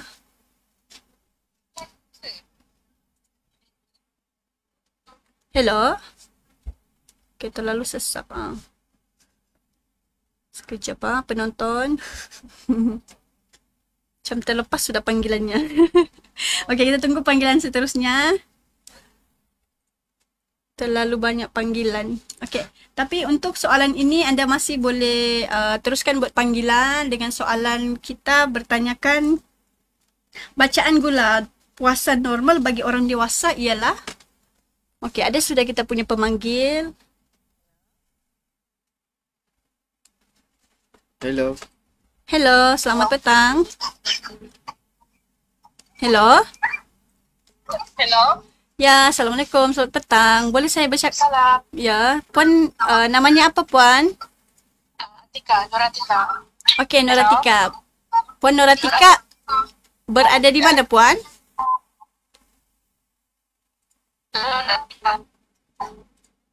Puan Noratika asal di mana? Labuan. Labuan. Labuan. Hospital Labuan. Okey. Okey puan, untuk soalan ke-6 ini puan, soalannya kan tanyakan tentang bacaan gula puasa normal. Untuk orang dewasa adalah, jawapan puan adalah B, 3.9 hingga 5.6 milimol per liter kan? Ya, B. Okey, confirm yakin? Ya, yakin. Okey, yakin. Okey puan apa tadi namanya puan? Nur Atika. Nur Atika dari Hospital Labuan. Okey Ya. puan, tahniah jawapan puan betul. Okey, nanti puan boleh hubungi kita punya urus setia untuk tuntutan hadiah. Terima kasih. Okey, terima kasih sama. Okey, itu untuk soalan kuis yang ke-6 Okey, soalan kuis ke-6 kita sudah selesai. Kita pergi ke soalan seterusnya. Sama juga taliannya, pastikan anda call talian ini dengan soalan ini Okey, untuk soalan ke-7. Okey, soalan ke-7 adalah apakah komplikasi yang boleh berlaku jika diabetes tidak dikawal? Apakah komplikasi yang boleh berlaku jika diabetes tidak dikawal? A. Luka lambat sembuh. B. Rambut tumbuh lebih cepat. C. Tumit menjadi licin. Atau D. Suara menjadi serak. Kita angkat panggilan call. Hello. Hello, selamat petang puan. Hello, selamat petang. Ya, semua pemanggil kita ni perempuan hari ini Okey. Saya. Okey puan, dengan siapa? Saya. Apa ni? Jawapan dia A. Jawapan dia A. Okey, Puan, nama Puan boleh Puan kenalkan diri dulu. Nama saya Jamila dari Hospital Labuan. Okey, ada ramai dari Hospital Labuan. Jamila, Puan? Ya, betul Jamila. Okey, Jamila daripada Hospital Labuan. Jawapan Ya. Puan adalah luka lambat sembuh, betul? Ya, betul. Ya. Okey, Puan Jamila, nanti boleh hubungi Urus Setia. Tahniah, anda baru saja memenangi voucher RM100 daripada kami. Okey, terima kasih. Sama-sama. Suaranya happy betul suaranya kan? Dapat RM100. Kau tak dapat-dapat. Okey. Okey, akhirnya berpeluang juga kan Puan. Ada juga, ya. Sangkut juga satu di soalan ke-7 dia. Okey Puan, thank you. Okey, kita belum drop lagi soalan kuis ke-8.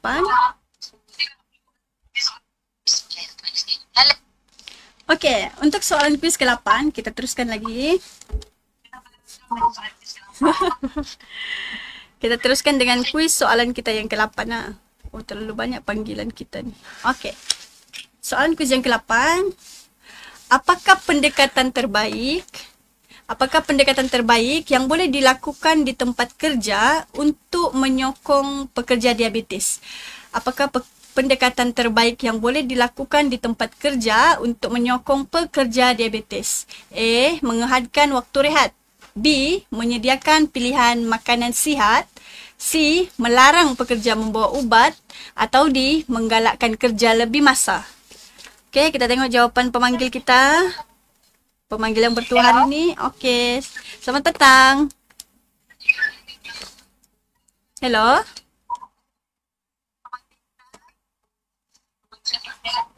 Selamat petang, ya. Ada suara, Puan? Puan boleh dengar suara saya? Hello. Ramai juga pemanggil kita ni. Okey, untuk soalan ini kita masih buka lagi panggilan. Okey, belum ada lagi. Kita tunggu lagi. Untuk kuis ke-8, okey. Kita ada pemanggil sudah. Sekejap ah.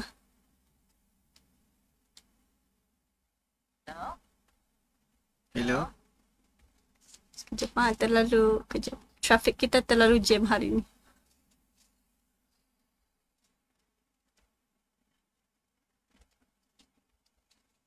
Okey, untuk penonton, anda masih boleh cuba lagi nasib anda. Masih mencari call yang terbaik. Terlalu ramai yang cuba nasibnya. Sekejap ah.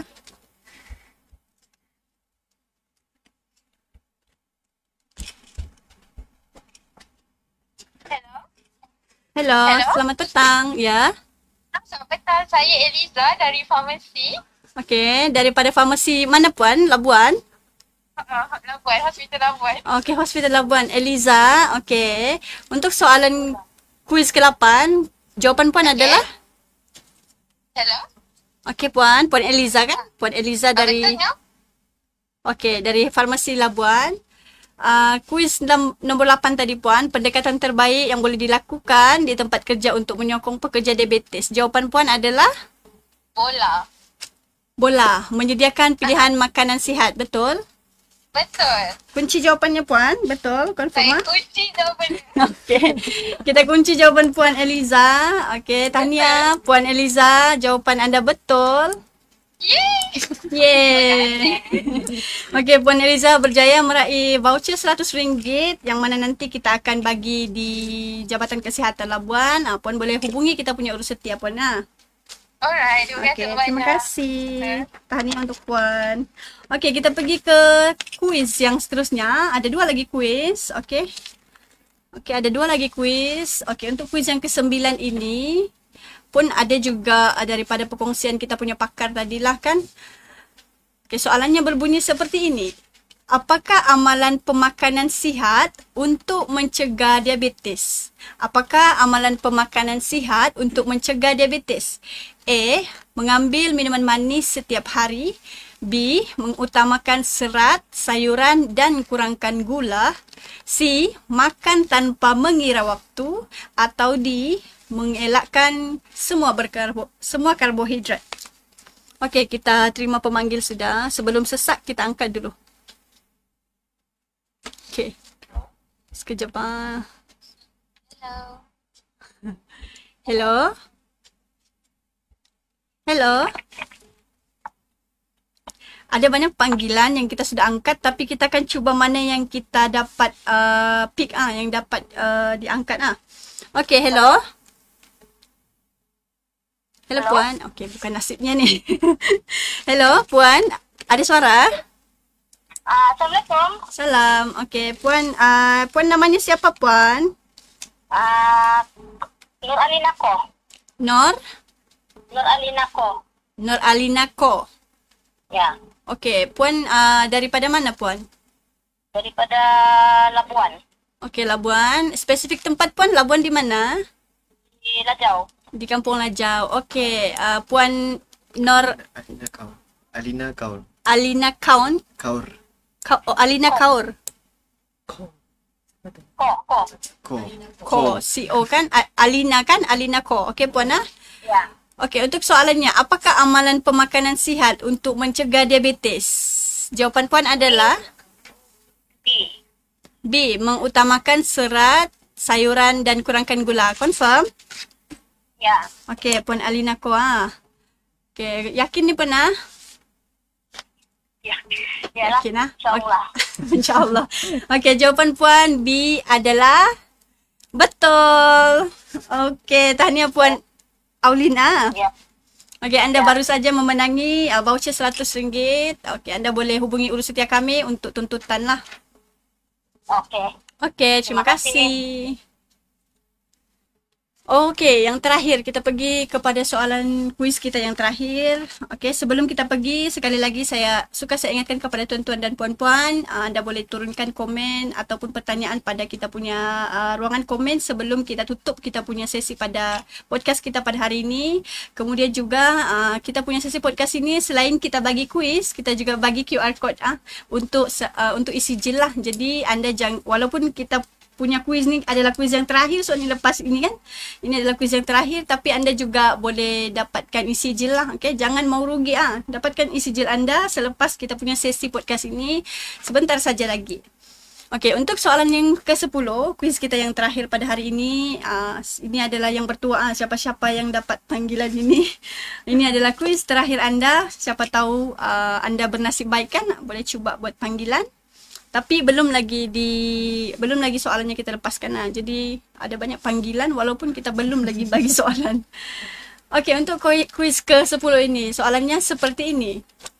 Tujuan sambutan Hari Diabetes Mellitus di tempat kerja adalah untuk A. Menambah penggunaan gula, B. Meningkatkan kesedaran dan kesejahteraan pekerja, C. Mengurangkan aktiviti fizikal, dan D. Meningkatkan tekanan kerja. Okey, anda boleh buat panggilan ke talian yang kita pinkan. Okey, kita terima panggilan sudah. Okey. Hello, selamat petang. Hello. Ya, boleh puan kenalkan diri puan?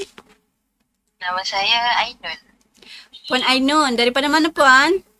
Saya dari UMSKAL. Oh, UMSKAL. Ini apa? Student kah atau guru kah? Apa pensyarah? Sorry? Puan Ainun kan daripada UMSKAL? Ainul. Ainul, okey. Puan apa? Pelajar kah atau pensyarah kah? Saya pelajar. Oh, pelajar. Okey, mudah kita dapat panggilan terakhir ini. Okey, untuk soalan kuis ke-10 ini, tujuan sambutan Hari Diabetes Mellitus di tempat kerja adalah untuk A. Menambah penggunaan gula, B. Meningkatkan kesedaran dan kesejahteraan pekerja, C. Mengurangkan aktiviti fizikal, D. Meningkatkan tekanan kerja. Jawapan Ainul adalah? Jawapan saya B. B. Meningkatkan kesedaran dan kesejahteraan pekerja. Yakin? Confirm? Ya, Okay, confirm. confirm Okey, jadi jawapan Ainul adalah betul. Tahniah untuk Ainul. Terima kasih. Okey, terima kasih kepada Ainul dan juga ke semua peserta-peserta kita. Ainul boleh kontak kita punya urus setia untuk tujuan tuntutan kemudian. Okey, terima kasih. Okey, kita ada lagi, kita terima panggilan. Hello. Hello. Okay. Alright. Okay, untuk 10 kuis kita pada hari ini sudah pun selesai di sini. Tapi untuk tuan-tuan dan puan-puan, jangan tinggalkan kita punya live. Ada lagi isi jil untuk anda dan kita akan jawab soalan-soalan yang anda kongsikan kepada kita hari ini. Terima kasih juga diucapkan kepada semua penonton dan juga pemanggil kita yang sangat interaktif. Terlalu banyak jumlah panggilan yang kita terima. Dan tahniah kepada semua pemenang. Yang tidak menang mungkin kita boleh cuba lagi nasib di pada program akan datang. Sebenarnya ada lagi Facebook Live seterusnya yang akan kita lakukan lah, tapi ada kena stick ikut kita punya perkembangan Facebook di promosi kesihatan ataupun Jabatan Kesihatan ini untuk tahu dia punya iklan lah kan.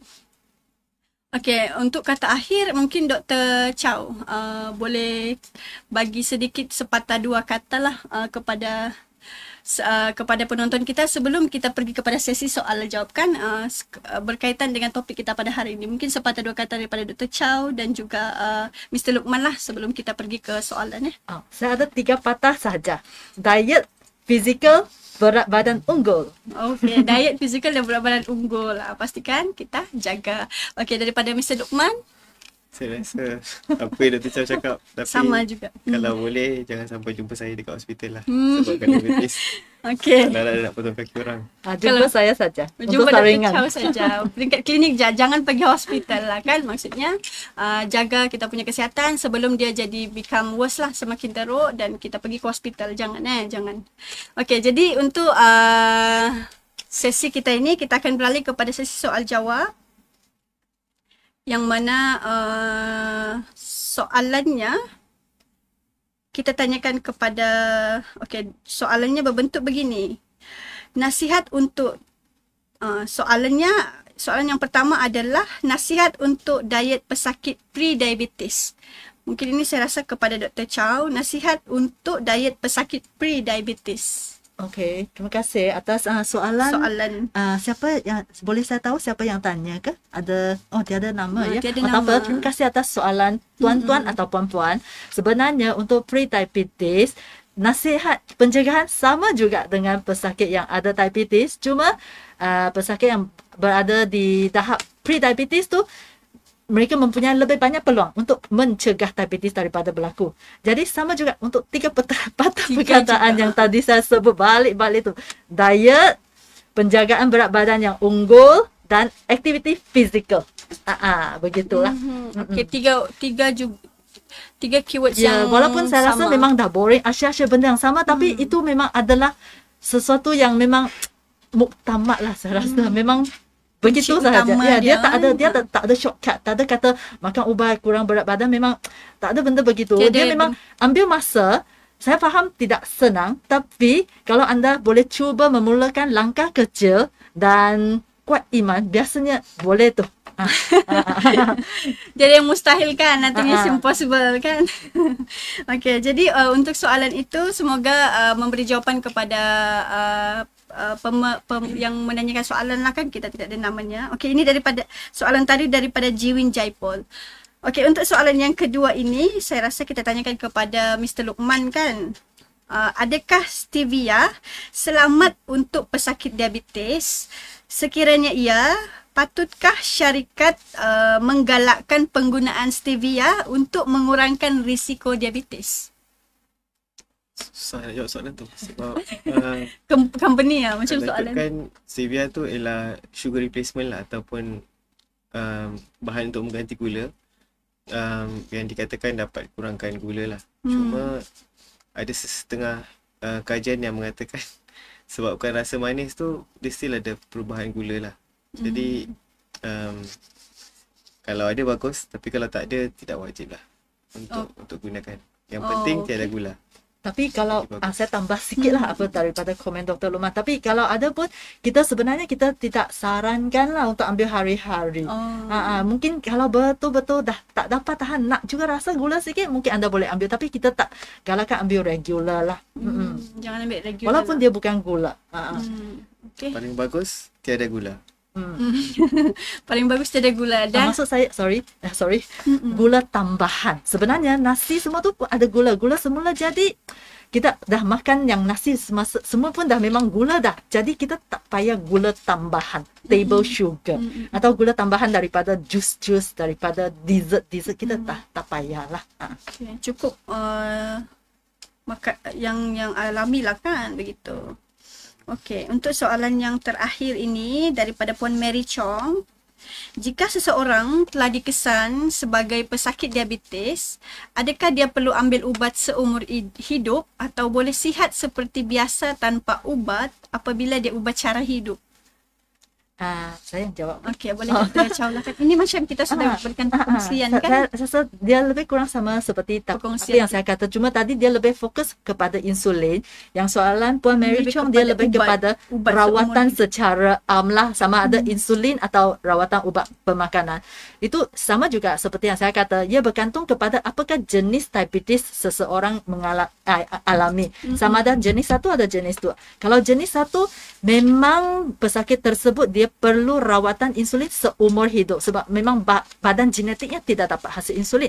Tapi kebanyakan pesakit diabetes yang kita jumpa adalah jenis 2. Jenis 2 tu badan dia ada insulin tetapi insulin tu kurang sensitif. Jadi kalau pada peringkat awal sekiranya seseorang dia baru diagnose diabetes jenis kedua, sebab peringkat awal saja. Jadi dengan gaya hidup yang sihat dan berdisiplin dan konsisten, biasanya sekiranya kita sudah start rawatan dan dengan gaya hidup yang sangat sihat dan konsisten dan berdisiplin, kadang-kadang kita dapat kurangkan rawatan diabetes, rawatan ubat-ubatan, dan sekiranya kita kurang rawatan ubat-ubatan, paras gula masih terkawal, mungkin ada peluang untuk kita berhentikan ubat. Yang ni konsep kita panggil remission lah. Tapi anda kena faham, remission bukan cure tau.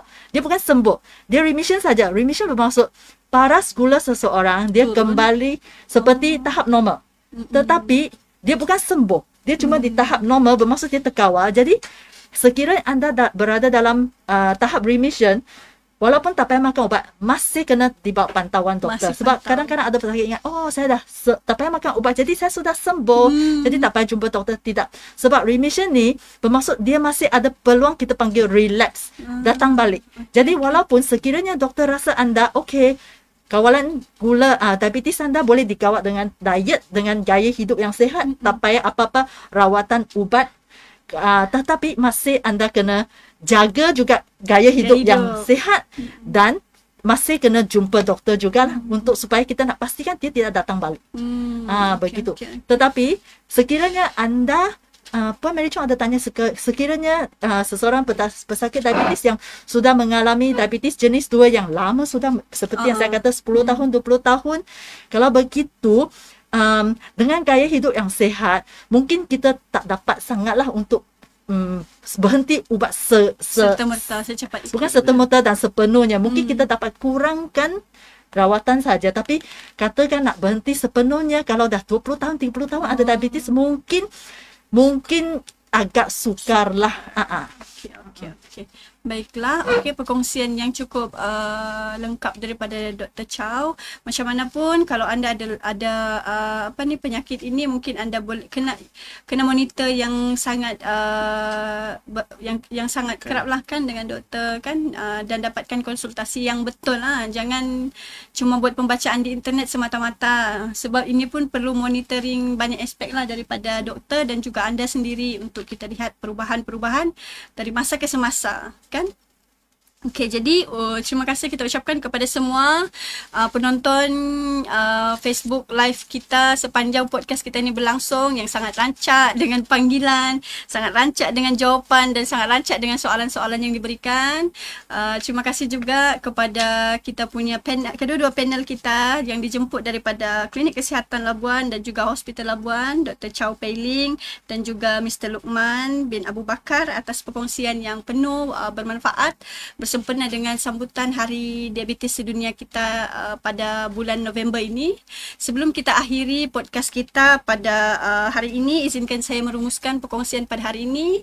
Diabetes semakin meningkat di Malaysia dan di Labuan. Jadi gaya hidup di tempat kerja memainkan peranan yang sangat penting dan utama dalam pencegahan di aspek kesihatan dirilah, dan pencegahan ini lebih baik daripada merawatnya. Jadi mari kita lakukan saringan secara berkala dan ketahui tanda-tanda awal untuk kita menjadi seorang yang lebih sihatlah dan cakna terhadap kesihatan dan kesejahteraan sendiri.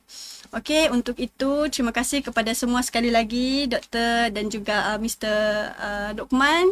Akhir kata daripada kami, terima kasih kepada semua penonton yang menonton, dan sekiranya ada terkurang atau terkasar bahasa ataupun tidak jawab panggilan kan terangkat tapi tidak terjawab lagi kan, sebab terlalu jam sangat kita punya trafik panggilan.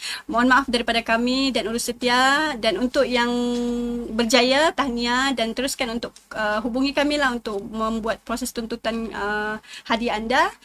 Sekian saja daripada kami. Terima kasih untuk tuan-tuan dan puan-puan hari ini. Jumpa lagi.